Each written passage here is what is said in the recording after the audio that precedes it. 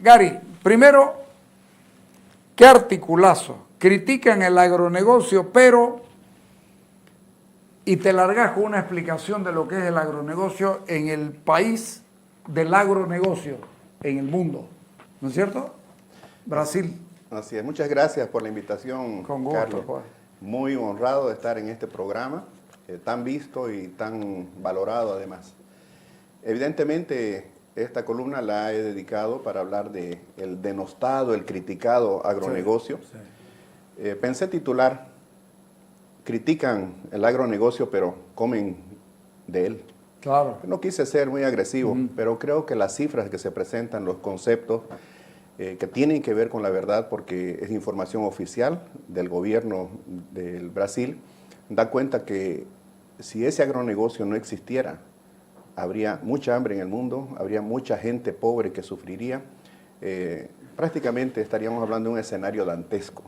Brasil en poco tiempo pasó de ser un país importador de alimentos a ser uno de los primeros exportadores de alimentos, incluso ganándole a los Estados Unidos. Sí. ¿Y cómo lo ha hecho? Con la conjugación de tres factores, ¿no? Uno, los recursos naturales que tiene. Dos, las políticas gubernamentales que se aplican a eso. Y tres, dando sostenibilidad a la producción a través de la ciencia y de la tecnología. Eso es lo que he querido demostrar, de que facilito es criticar, ¿no? Facilito es apuntar, pero el problema es proponer, y proponer cosas realistas para hacer mejor las cosas.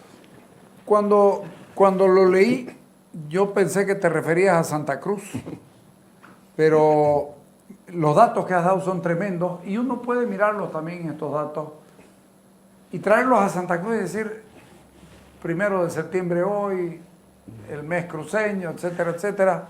Bueno, el mes de Cochabamba también. Cruceño, por ¿No si es acaso. cierto? ¿Ah? Pero cruceño. Sí, señor. Yo llegué de Cochabamba, pero Claro, soy un cruceño más. Sí, claro, por supuesto. ¿Cuántos años que estás aquí? 52 años. 52 años. ¿Quién te quita, no? Nada. ¿Quién te quita tu cruceñismo? Nadie, la verdad. ¿Llegaste a la escuela? Directo, sí. Primero, estaba en el colegio alemán en Cochabamba, el kinder, y llegué directo al colegio alemán acá y bueno, acabé en el colegio alemán en el año 1980, esa es mi promoción. Bueno, lindo colegio, ¿no? Sí, la verdad que sí, te enseña a ser disciplinado sobre todo, pero muy exigente, sobre todo en aquella época, ¿no? Muy, muy exigente. Sí. Bueno, la cosa es que, te pregunto, ¿también se denosta el agro cruceño? La agroproducción cruceña. Siempre hay gente que le está encontrando peros y que le está poniendo límites a las exportaciones, que le está poniendo límites a un montón de cosas. Y fíjate vos, tenemos caña que produce azúcar, alcohol y etanol, que es diferente, es un combustible, no el alcohol medicinal o el alcohol que están bebible o el que están mandando para hacer perfume. Así es. A otros lados. Soya, sorgo, girasol, maíz, pollo, cerdo, ganado vacuno, viejo, y faltan, ¿no? Así mismo. Mira, es una gran injusticia que está pasando. Hay un activismo negativo, idílico, que fetichiza la naturaleza y que no se informa de lo que pasa en el mundo. Cuando hace referencia a Santa Cruz, evidentemente, también se critica acá el agronegocio, entre comillas, como si fuera un negocio de unos pocos, cuando estamos hablando en Santa Cruz de más de 60.000 productores. Solo en el caso de la producción de grano, tenemos 15.000 productores, y en la pirámide productiva, pues, más del 90% son pequeños y medianos. ¿Eso qué quiere decir? Que mucha gente... Como en todo el mundo. Claro, mucha gente trabaja, se sacrifica, amanece 4 o 5 de la mañana, ellos ya están en su labor agrícola, ¿no es cierto? Oran, miran el cielo para que llueva y puedan sembrar. Oran para que llueva y pueda crecer el cultivo y después oran para que no llueva, para que puedan cosechar. Claro. Esa gente, Carlos, lo arriesga absolutamente todo. No son gamonales. La gran mayoría... Pero progresan, Gary. Ahí va. Pero todo el mundo ve el éxito, pero no ve el proceso. no ve el esfuerzo, no ve el sacrificio, no ve las derrotas, no ve las lágrimas de esa gente, ¿no? Entonces, ¿qué te quiero decir? Esa gente trabaja para ganar, como un activista también trabaja pues para ganar, todos trabajamos para ganar. El único problema es que un activista tiene su sueldo pago o un burócrata tiene su sueldo a fin de mes, un oficinista, pero ellos no, el sueldo de ellos es la venta de su cosecha. Ahora, yo digo que esta es una gran injusticia porque ellos están produciendo el alimento que nosotros cada día, en el pan, con la leche, con el huevo, con la carne, con, en fin, todos los alimentos que están en nuestra mesa son producto de su esfuerzo. Y, sin embargo, atacan y no proponen algo que sea realista, digamos, en lugar de ello. Salvo el trigo, somos autosuficientes en todo. Hace unos días conversaba con una amiga que va y hace cosas en Colombia, trabaja con ONGs, viendo temas agrícolas. Me dice, en Colombia, en el último de los casos, el pan se hace de harina de trigo. Se ocupa cualquier otro tipo de producto que no sea harina de trigo, precisamente porque les cuesta producirla. Así es. Nosotros no se nos ha ocurrido todavía eso, ¿no? La sustitución así, comenzar a hacer panes diferentes. Deberíamos hacerlo, pero ¿por qué no hacer trigo, Carlos? Trigo producía Cochabamba, Sí, producía Chuquisaca, producía Tarija, La Paz, Oruro. Pero no hay incentivos. No hay. Entonces, ¿qué es lo que nos está faltando a nosotros? Políticas que tengan que ver con buenas prácticas agrícolas, que tengan que ver con tecnología, con asistencia técnica y, ¿por qué no?, también con un precio de garantía. Ahora lo están haciendo. ¿Por qué? Porque nos cuesta mucho dinero traer el trigo desde el exterior porque es ya una costumbre, es un gusto adquirido, ¿verdad? Y lo curioso es de que la marraqueta, yo siempre que voy a La Paz y hablo con los medios, cuando toco el tema les digo, tenemos que tratar de producir más nuestro propio trigo para que nuestra marraqueta no sea medio gringa y medio gaucha, porque obviamente traemos el trigo ya sea del norte. Fíjate o vos, traemos el año acá. 1937, Oscar González de la Vega decía, la tierra está esperando el arado que haga saltar la espiga con la que amasaremos nuestro pan, que no puede venir de tierra extranjera porque es el pan nuestro de cada día. Imagínate. Mira vos, lo que estaba diciendo vos, Imagínate. Inmediatamente en el 37. Mira, no puede haber un país más bendecido que aquel que sea autosuficiente en su abastecimiento.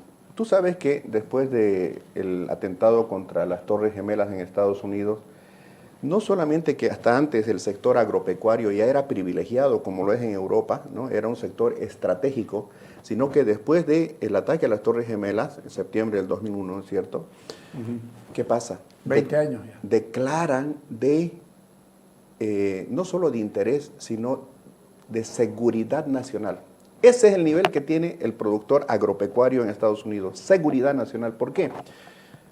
Porque en la historia han habido ejércitos que han perdido sus batallas, sus guerras, porque se quedaron sin alimento, ¿no es cierto? Entonces, nosotros deberíamos estar agradecidos a Dios de tener todos los pisos ecológicos, todos los climas, microclimas, tener tanta extensión de tierra, pero si a eso le añadimos tecnología, le añadimos ciencia, innovación, ¿no? Riego, políticas, si pudiéramos conversar sector productivo, gobierno, ¿sabe qué? Este país, no solo Santa Cruz, se convertiría en un verdadero granero, ¿no? Fíjate, para alimentar al mundo. El otro día entrevisté a nuestro común amigo Marín Condori. Claro. Conozco. Sigue tratando de tropicalizar la quinoa y les cuesta darle permiso porque la lógica es que tiene que ser la quinoa real, la que... Viejo, el mundo necesita comer. Así es. Se produce quinoa en España, se produce quinoa en un montón de lugares y nosotros nos estamos quedando, y la quinoa boliviana ya queda para museo, y no puede ser. Nosotros en el año 2003 me acuerdo, acompañamos el esfuerzo del gobierno de hacer declarar la quinoa, el Año Internacional de la Quinoa. Este es uno de nuestros periódicos más exitosos que tenemos. Lleva más de 500,000 de descargas. Y ocurre que al final trabajamos para el vecino, Porque en ese entonces Bolivia era más que el Perú en la producción Claro. y la exportación, y hoy día el Perú ya no sacó ventaja. ¿Por qué? Acuerdos público-privados, estrategia de desarrollo, planes, programas, proyectos, financiamiento, tecnología, y ellos se han disparado. Ahorita en el mundo hay más de 70 países que están produciendo quinoa. Algunos comercialmente, otros para sí mismos, pero como bien dices tú, nos quedamos con la idea, la retórica de lo bonito, ¿no? Lo orgánico, etcétera, pero en realidad el mundo lo que necesita es alimentos sanos, alimentos de calidad y alimentos baratos. Así es. Porque de otra forma, acuérdate, la quinoa cuando se exportaba a Europa, a Japón, Estados Unidos, llegó a costar hasta 60, 70 pesos el kilo. Se hizo prohibitiva, nunca lo prohibieron, por cierto, ¿no? Pero tienes razón, o sea, nosotros deberíamos incentivar lo nuestro, en el caso para hacer harinas compuestas, por ejemplo, sustituir el trigo, pero, o la harina que importamos. Gastamos como 150 millones de dólares solo en ese producto, ¿verdad? Y tenemos las condiciones, ¿qué es lo que nos faltan? Políticas. Mostrame cómo estamos en exportaciones, porque creo que hace un buen año de exportaciones, pese a todo. La ganadería Sí. dio lo que estábamos esperando. A ver, el año 2020 el mundo se detuvo, de la noche a la mañana, Sí. ¿no? Se paró. Chao turismo, chao transporte, minería, hidrocarburos, etcétera. ¿Pero qué no paró? El mundo no paró de comer. Esto, por ejemplo, yo no he visto que se haya reconocido este esfuerzo. ¿Cuántos amigos del sector agrícola, pecuario, Carlos, el año pasado han fallecido? Muchos. Yo tengo mucho contacto con amigos del área del norte integrado, del este, y he visto, ¿verdad? En el caso solo del sector cañero, por ejemplo, habían más de 20 personas que han fallecido trabajando para que no nos falte el azúcar, ¿ok? Entonces, ¿cuál es la lección aprendida del año pasado? Que el mundo se puede tener, pero nunca de comer, y para que el mundo tenga para comer, alguien tiene que trabajar, y ese es el sector agropecuario. ¿El año pasado faltó alimento en Bolivia? No. Sin embargo, hemos exportado más de 2,5 millones de toneladas al mundo para alimentar a tanta gente. El año pasado, solo 3 sectores de la economía crecieron: telecomunicaciones, natural, Claro. internet, teletrabajo, educación por internet, etcétera. Servicios de la administración pública, porque el gobierno tenía que gastar más. Y tercero, el único del sector real, el sector agropecuario, creció 2,2%. ¿Y sabes qué, Carlos? Creció comparado al 2019. Este año, ayer informaba el ministro de Economía y Finanzas Públicas que la economía estaba creciendo, y otra vez aparece creciendo el sector agropecuario. Entonces, ¿qué aprendimos el año pasado? Que deberíamos nosotros enfocar nuestro esfuerzo allí donde, pese a todas las adversidades, está creciendo. ¿Te imaginas si le diéramos condiciones adicionales? El año pasado, y pondré esto como un ejemplo bien bonito, el de la carne. Bolivia, en el año 2005, exportaba 1.000 toneladas de carne, 1.000 toneladas, ¿ya? Principalmente al Perú. Teníamos el problema de lactosa, etc. Eso nos ingresaba $2 millones en un año, 2005. El año pasado, en plena pandemia, hemos exportado un poco más de 16,000 toneladas y hemos 16,000 toneladas. Y hemos ingresado $70 millones. Ahora la primicia para tu programa, porque me invitaste. Hasta el mes de julio, dice el INE, que carne bovina ha sido exportada por 12,500 toneladas, $59 millones, un solo producto, $59 millones. O sea, si le aplicáramos linealmente una proyección, estaríamos hablando que fácil hasta fin de año deberíamos pasar los 100 millones. ¿Te imaginas en un producto? Ahora, ese es el éxito, ¿verdad? Pero ¿qué hay detrás? Combate a la fiebre aftosa, o sea, vacunación, todo el esquema de sanidad, cadenas de frío, inversión en pasturas, potreros, estabulamiento, frigoríficos. Sí. Eso lo hizo el sector privado. ¿De qué hubiera valido si no había mercado? ¿Qué hizo el gobierno?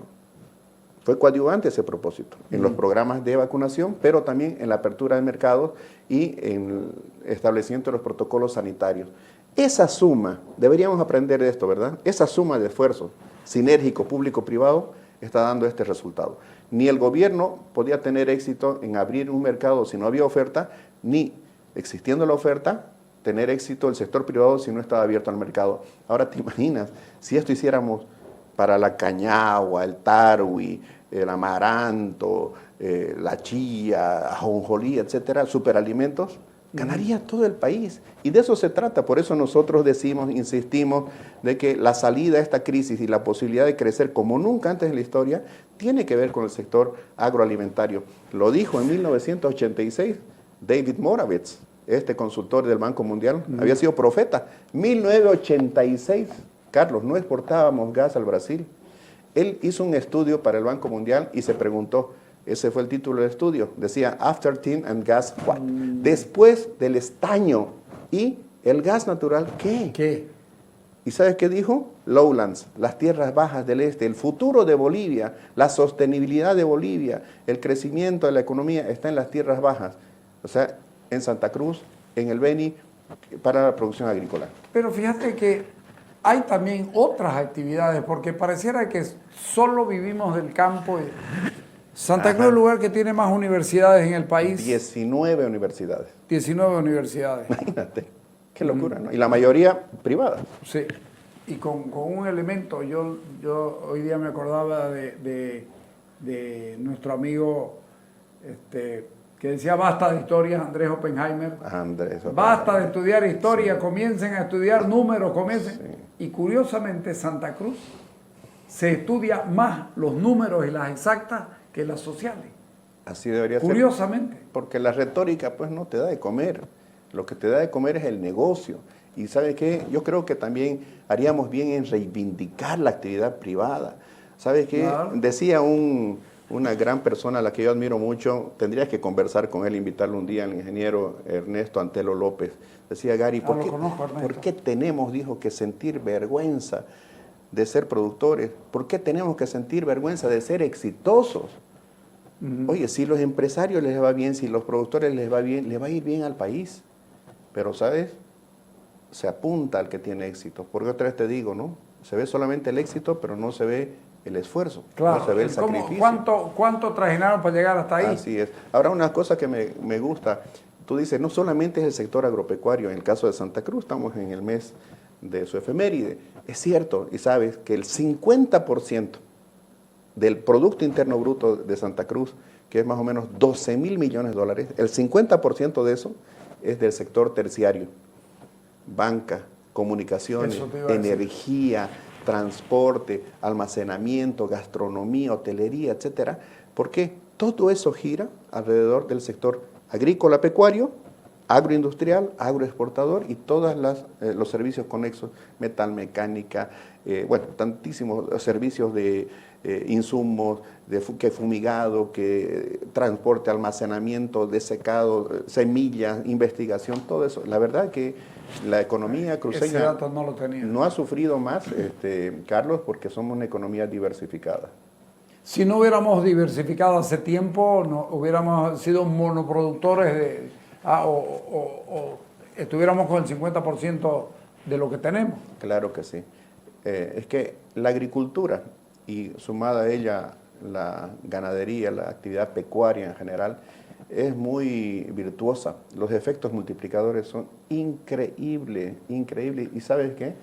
Haríamos bien en mostrar eso. Cuando tú tienes que sembrar un cultivo, ¿qué haces? Tienes que tener la semilla. Esa semilla alguien la ha tenido que producir, sean las semilleras locales o sea que sea importado. Vamos a ver la cadena de valor. Aquí ya hay, en la compra o la producción, alguien está ganando plata. Luego hay que sembrar. Para sembrar hay que preparar el terreno. Eso significa mover maquinaria. Tercero, la siembra. Cuarto, cuidado, fumigado del cultivo. Quinto, la cosecha. Sexto, el transporte hasta los silos para el desecado, para el tratamiento de los granos. Séptimo, transporte otra vez hasta la industria. Ahí se transforma en subproductos. Luego, mercado interno, mercado externo.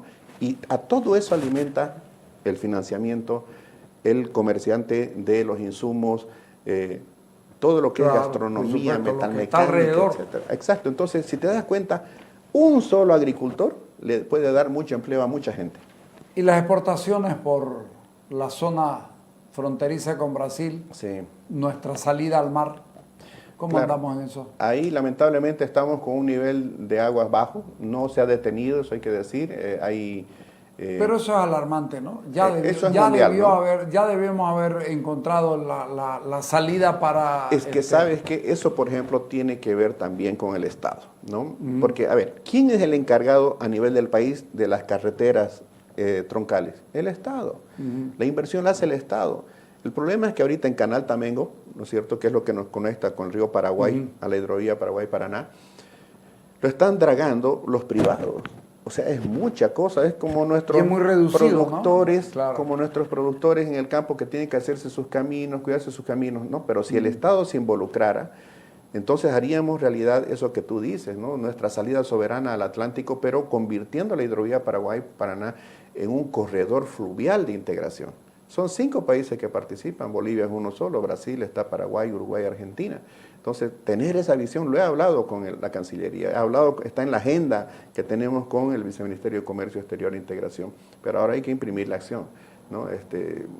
Porque es una realidad, ¿no? Es una realidad, ya no se frena. El otro día vi un trabajo de Jorge Lanata hablando de la hidrovía, y la comienzan en Cáceres. Bueno. Claro, así es. Pero otra vez digo, la hidráulica, la ingeniería, el conocimiento es tal, Carlos, que es solo cuestión de dedicar una pequeña inversión para tener un monstruoso retorno. El tema es entenderles, el tema es ser prioritario en esa acción. Creo que eso es lo que está faltando. ¿No le entienden o no tienen buena intención? Bueno, el año 2018 el presidente Morales a finales de octubre declaró oficialmente el sistema portuario boliviano en ese lugar, declaró a 3 puertos, a Gravetal, a Puerto Aguirre, Puerto Jennifer como puertos internacionales. Sí. Hoy día estamos en el mundo marítimo ya con nuestros puertos identificados, Puerto Jennifer incluso con aduana integrada, ¿no? El tema es de que eso fue bien político en su momento. Acuérdate que un mes antes estábamos perdiendo en La Haya el diferendo con Chile, y por eso te digo, lo que hay que hacer ahora es imprimir la acción, o sea, que el tema entre en agenda, y es necesario porque, como tú dices, por ahí sale, pero también entra mercadería. Bueno, te agradezco mucho la venida, nos inauguras bien el mes. Qué lindo, te Carlos. Quedo muy agradecido. Yo muy agradecido y aprovecho el momento pues para desear una feliz celebración de este septiembre. Yo tengo la certeza de que nos va a ir mejor, Carlos. Algo estás tramando, vamos. Ya vamos a estar hablando de eso. Bendiciones para todos. Gracias, mi hermano. Bendiciones.